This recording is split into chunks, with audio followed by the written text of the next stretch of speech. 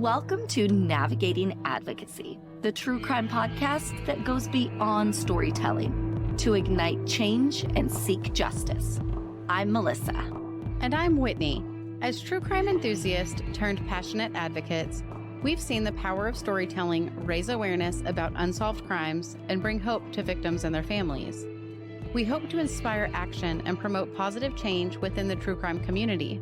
Our mission is simple. We provide a platform for victims and their families to share their stories, to be heard, and find solidarity. But we don't stop there. We offer practical guidance to our listeners on how they can actively make a difference in their own communities. Together, we can create a wave of change. We're here to empower you to also become advocates for change, no matter where or who you are. We are Navigating Advocacy.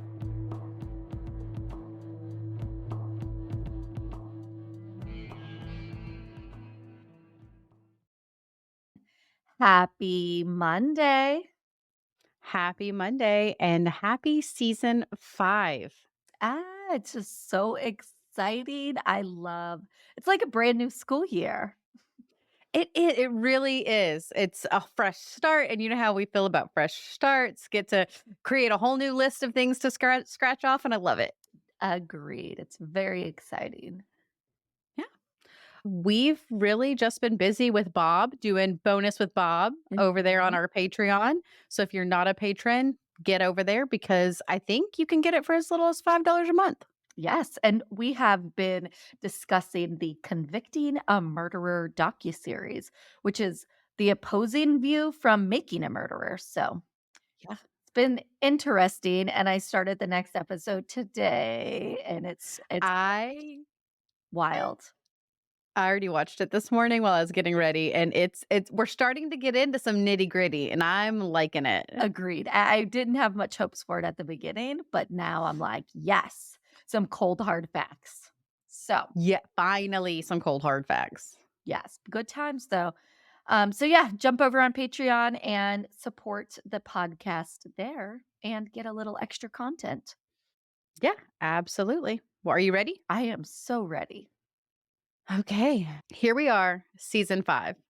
This journey we have been on has been equally eye-opening and heartbreaking. Our passion for seeking justice has grown, and we are more determined than ever. We are starting the season navigating advocacy in Northport, Alabama. Northport is a suburb located just outside of Tuscaloosa. It's a small and close-knit community with a population of around 31,000 people. Nestled along the banks of the Black Warrior River, Northport has all the charm of those Lifetime Christmas movies.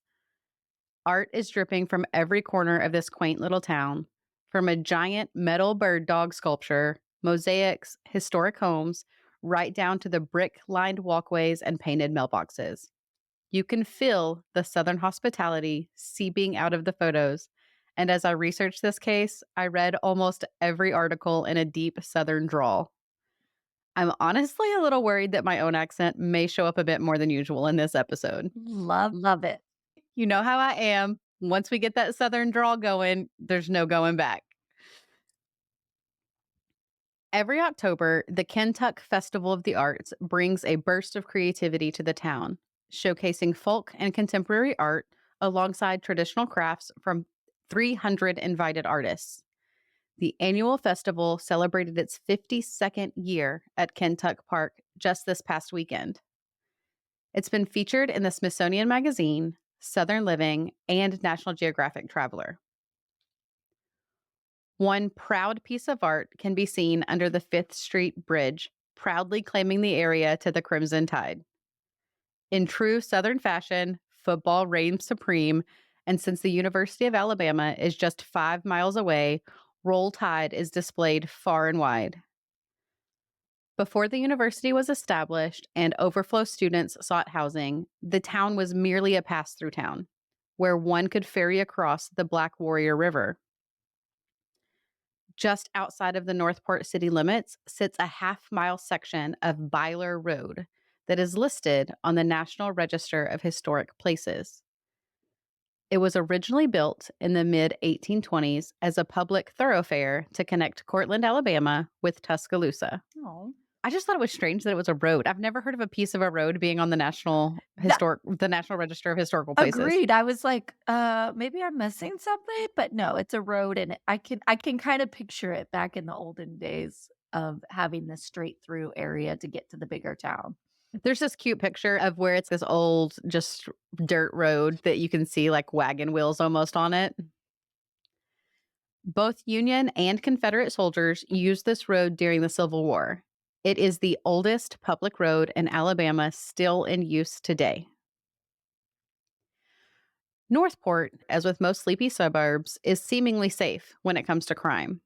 The current crime statistics on neighborhoodscout.com showed Northport being safer than 41% of other similar cities in the United States. Your chance of becoming a victim of a violent crime is 1 in 431. In fact, 0 murders have been reported this year. I like it. I like it. Haven't had one this safe in quite a while. We're starting season 5 off with a bang. When it comes to crime stats, yes. Niche.com. Is it niche or niche? I hear Is this a tomato well, I don't know situation? anyone that says tomato, but but I've heard people use it both ways, so I don't know what the correct way is. Okay, well, I'm going to say niche and we're going to get Blasted. blasted in the comments. Niche.com claims Northport to be one of the best places to live in Alabama, grading it an A minus. A resident was quoted as saying, "There isn't much to do there, and football is life." Reading these statistics and seeing the photos of this quiet little town, it was easy to get lost in the cute details of the location. I was quickly snapped out of the Sweet Home Alabama rom com when I typed in the name of a bright and once lively 11-year-old girl. Heaven LaShae Ross, known as Shay by her family and friends, was a typical 6th grade student at Collins Riverside Middle School. She had striking red hair, hazel eyes, and a warm, outgoing personality. Shay loved the outdoors, often spending her time riding her bike, swimming, playing the trombone, and playing basketball. Shay was a little bit of a girly girl, adoring dressing up, but never shying away from getting dirty. Some called her a tomboy, but her room was adorned with butterflies, and she kept a pink diary where she had recently written about her crush, a boy just down the street. Aw. Almost as if keeping a balance of that soft and rugged. She was known for her kindness, obedience, sweet spirit, and her propensity for giving hugs. A teacher once talked about how Shay gave the best hugs. In that same diary where she kept her secrets about that boy down the street that made her blush, Shay wrote about her big sister Alex, how much she adored her and looked up to her. Shay lived with her mother, Beth, stepfather Kevin, and sister Alex at the Widowbrook Mobile Home Park off of Hunters Creek Road in the northeast side of the city.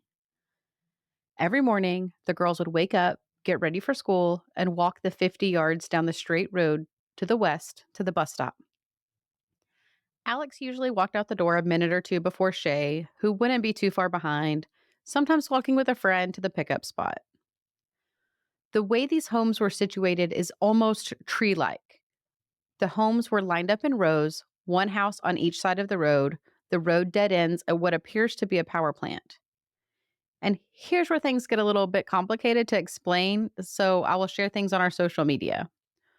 One road turns off of Hunter Creek Road to enter Shay's neighborhood from the west. Then, the southernmost row of homes, there is another road coming from the east, but both dead end from opposite directions. So, if you lived on the southernmost row of houses, you would enter the neighborhood from a completely different direction than if you lived on the northernmost or center rows. Tuesday, August 19th, 2003, clouds were brewing as the girls left the house to head to the bus stop.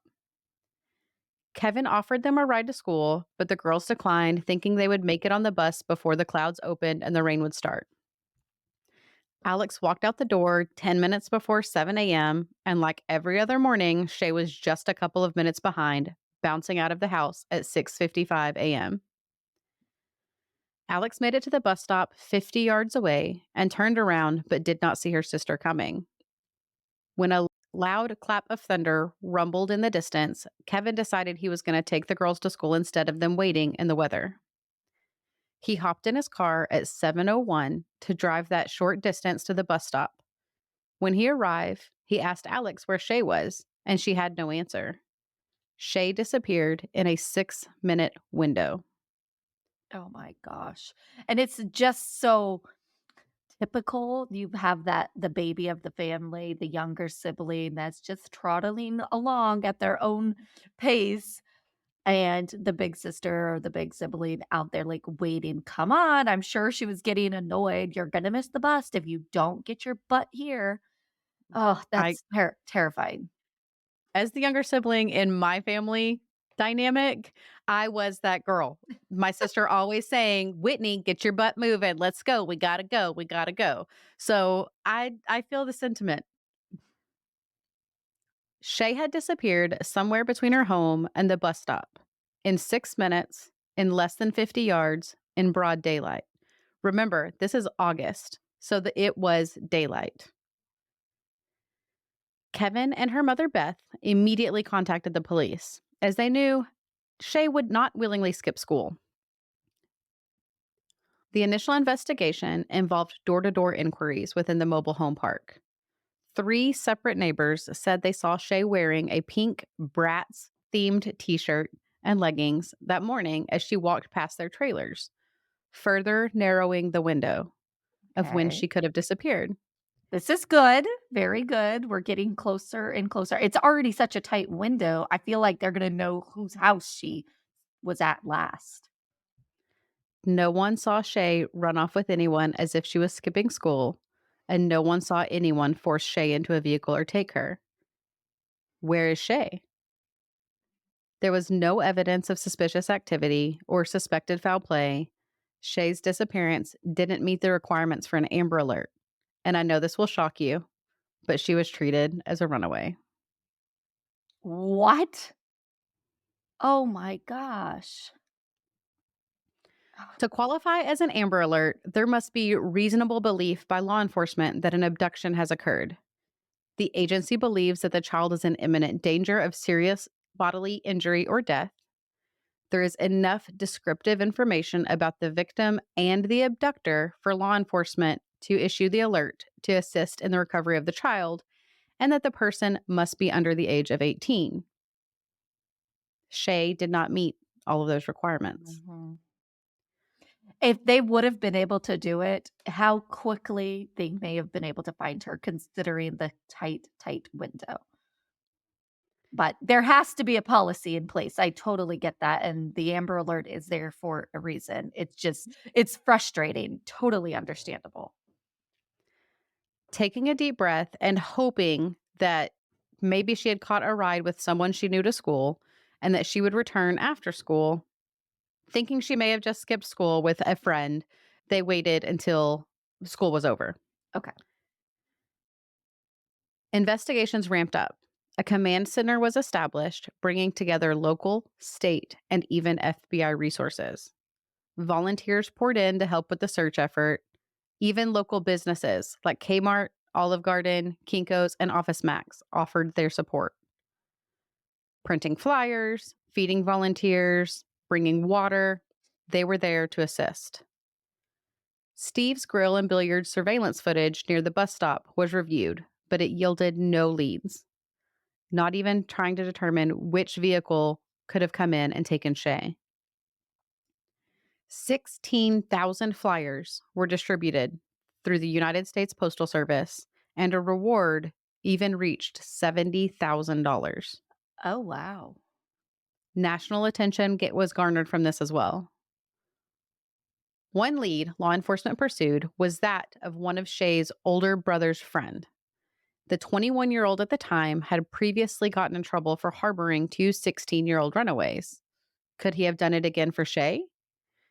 He eventually was cleared of all suspicions, and there was no evidence there to connect him to Shay in any way. He didn't live at the home with the rest of the family, correct? He was much older. Okay. Shay's teachers and friends were interviewed to see if perhaps Shay had spoken with someone online or had made plans to meet anyone. Her friends didn't believe that she would have been meeting anyone or have a secret boyfriend, and if she did, both her friends and family felt confident she would have written about it in that pink diary. Agreed. They also felt if she was going to run away, she would have taken the diary with her. Agreed. And nothing was missing, I'm assuming, from her room. Nope. The community rallied behind the family, but despite the initial surge of media attention, the tips eventually dwindled and the case remained unsolved. 5 weeks after Shay's disappearance, a fire broke out in Shay's bedroom in the trailer. The fire was localized to her room alone, and arson investigators concluded that it had been set intentionally. What? That is very weird. The fire marshal's report said that a small hole in the floor at the foot of the bed and at the foot of a recliner, where a cigarette butt and trash was found, is where the fire started. I did learn that most of Shay's belongings were destroyed or severely damaged in this fire. Both Kevin and Beth had no knowledge of this hole having ever been there before. The family had no idea how the fire began, how it was so localized, or why the suspicions heightened towards them in regards to the fire. Were they at home the time of the fire? They were. It happened in the middle of the night, and Kevin was able to put it out by putting a water hose through a pried open window. This is so strange. Kevin believed that whoever took Shay may have felt the pressure looming and attempted to get rid of any potential evidence in her room by crawling under the trailer and setting the fire. This is obviously a theory and something that we may not ever know the truth to. Hmm. The fire created a lot of uncertainty with Shay's parents.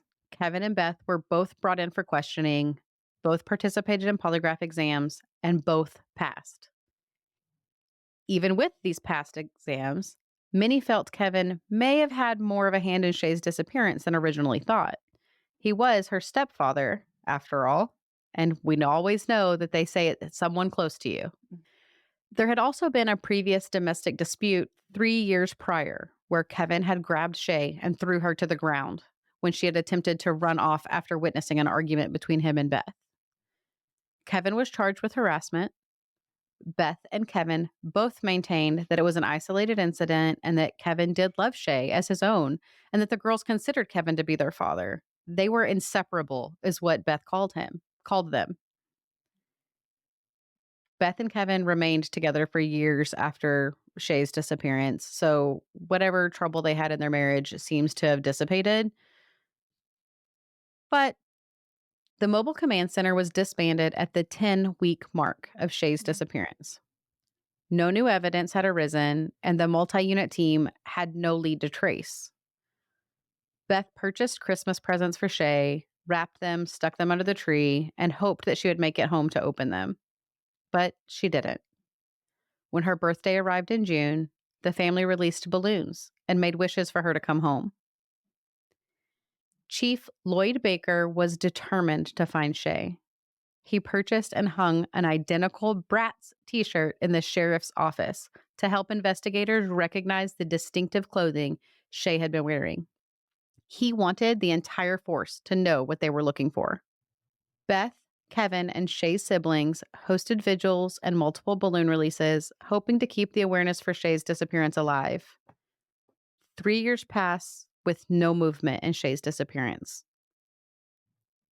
On December 19th, 2006, a man was out collecting cans with his dog near an abandoned house off of Crescent Ridge Road near Holt, Alabama. His dog ran into this crawl space, and when he went to chase his dog in there, he found a bright pink shirt with Bratz dolls on the front, Oh, no. a pair of leggings, and the skeletal remains of Shay. Her body had been stuffed into the crawl space of the house.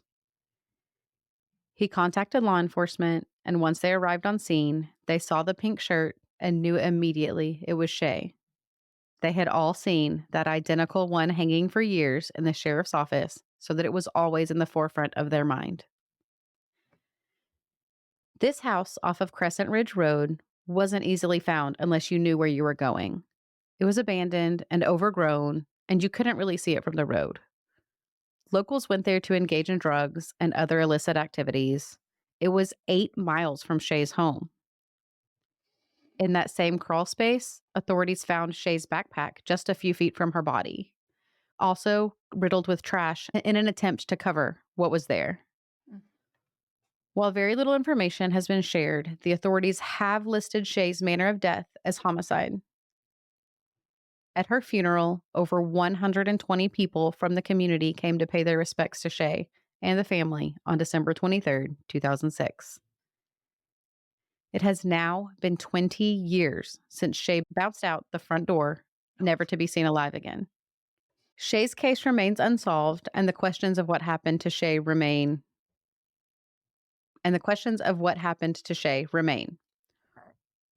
What is even more frightening is the similarities between Shay's disappearance and that of Shannon Polk and Teresa Dean.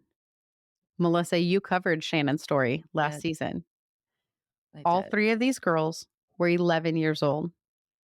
All three were abducted from mobile home parks. All three disappeared 2 years apart within days of each other in August. Teresa in 1999, Shannon in 2001, and Shay in 2003. Anyone with information about Shay's murder is urged to contact the Violent Crimes Unit at 205-464-8690. Uh, wow. This is heartbreaking, and no leads, no theories even besides the parents. I mean, they have to look at the parents regardless, but it's just crazy how an 11-year-old can just disappear walking down the street. In minutes. And when you see the pictures of this location, it is a straight shot. And this is Alabama. It's flat where this Mhm. is. You should have seen her walking for forever. Yeah, essentially from if it is it a straight shot from their trailer all the way to the bus stop, like one road? Is it just right Yeah. down the road? The bus stop's So like at the end of the driveway, yeah, essentially. so as soon as she walked out of her front door and started walking, e Mhm. she would have been in line of sight. That is just absolutely insane. Was the mother home that morning as well? Okay, She was because Kevin decided to take them to school and then turned around and had to come back to Beth and say, I think Shay's missing. okay. And of course, They call right and they away. called Not immediately. even enough time for them if they were the ones who had done something with Shay, there's no time for them to deal with it. Otherwise, the older sister, how old was the other sister? Do you know? She's 2 years older than her. 2 years. Okay, so a 13-year-old. They probably couldn't get a 13-year-old to help them Comply. cover this up. Yeah. Yes. Wow. Mhm. That's just a heartbreaking case. No idea about DNA if it was on any of the items. The police have been very, very tight-lipped about what was found in that area. They didn't say if they know the cause of death, if they could tell the cause of death, or if there is DNA present. I would assume being in 2003, they have protected the scene and swabbed for such things because 2003 was like yesterday, it feels like, but also 2 decades ago. I'm assuming that they have tried to look for something. Okay. I will say that the way they talked about this house is that it was very active and people would go in there, they would party, they would do drugs. There was a lot of illicit activities like sex work happening there. What they could have gotten that is usable may be questionable just because it was as an active as an abandoned house can be, I suppose. Gotcha. Okay. Wow. Action oriented advocacy is always difficult in these cases we follow. Shay was taken 2 decades ago. Many, many things can happen in that time frame. Allegiances can change, people can change, and perhaps the people that frequented that abandoned house know something or saw something and they're ready to talk. Or maybe the guilt has finally gotten to the perpetrator and they're ready to come clean. Mhm. Something we really wanted to push with season 5 is encouraging you, our listeners, to take action. So I would like you to follow the Justice for Heaven LaShae Ross page on Facebook. And please share her story. Someone knows something about what happened to Shay and how she ended up in that house 20 years ago. We want to share a few ways you can support us to continue our mission. You can become a Patreon subscriber for as little as $5 per month, or a simple rate and review on your favorite podcast platform helps us get in front of someone who may know something. We believe that working together can affect change and create a world where victims are heard, justice is served, and communities are empowered to make a difference, no matter where or who they are.